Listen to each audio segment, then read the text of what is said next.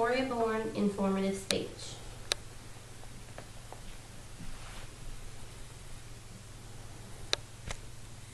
Hi everyone, my name is Victoria Bourn, and today I want to share some important information on car safety with children. Children are the most important cargo that we could ever have in our vehicles. According to the CDC in the United States, 723 children ages 12 and younger died as occupants in motor vehicle crashes during 2016, and more than 128,000 were injured. And did you know, according to Safe Ride for Kids, car crashes are the #1 killer of children, and anywhere from 72% to 84% of child restraints show critical misuse. Knowledge is power. So today, I want you to be informed and share with others how to choose the right seat for children, the safest way to position their seat, and the proper way to buckle it. Choosing a seat for a child can be overwhelming,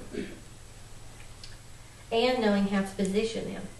But this chart provided by the CDC can help narrow down and guide you to the perfect seat. As you can see, from birth until 2 to 4, they should be rear facing. According to Safe Ride for Kids,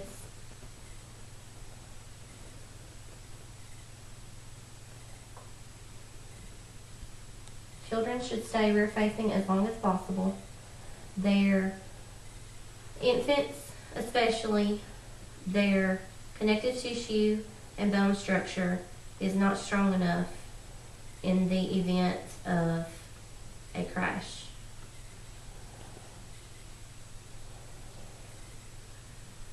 They should be rear facing at least until they reach the maximum weight or height of their car seat. Once they have done that, they will move on to the forward facing car seat, where they should be at least until age 5 or until they reach the maximum weight or height of the car seat. Then, once they have reached that, they will move on to the booster seat, and they will be in that until they are able to properly wear the seat belt. And that usually occurs when the child is 4 feet 9 inches or between 9 and 12 years old. You want to keep a child 12 and under properly buckled in the back seat, and you never want to place a child in front of an airbag. Once the seat can fit properly, the proper way is to have the shoulder belt across the mid-shoulder, not the neck, and the lap belt needs to be over the upper thigh area, not the stomach. Now moving on to proper buckling. We'll start with rear facing. There needs to be more than 1 inch between the top of the child's head and the top of their car seat. The harness straps need to be at or below their shoulders. The chest clip needs to be at armpit level, and you need to be sure that the crotch buckle is positioned to where it is not underneath the child.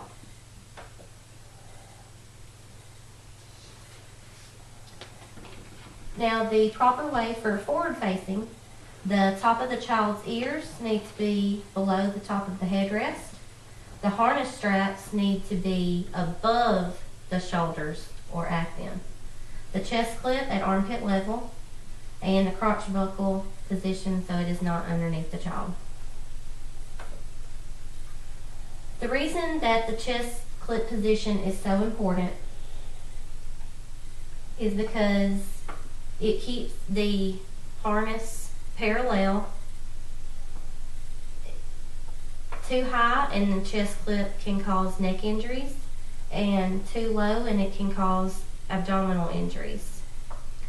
The child's shoulders could come out of the harness, and if they're in a crash, they could be ejected from the seat.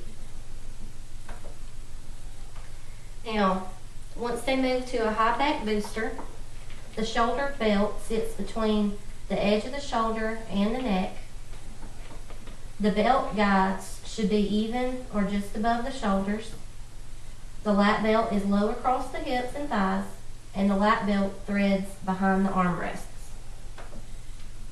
The proper use for a backless booster is very similar to the high back booster, except that the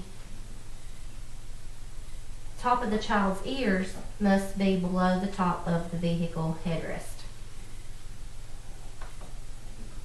The information I have given you today on choosing the right seat and how to properly buckle them are a few of the important steps in the car. I hope you all learned something that could be helpful to you, or if you see someone misusing a seat, you could respectfully inform them of the proper way, and together we can save children. Thank you.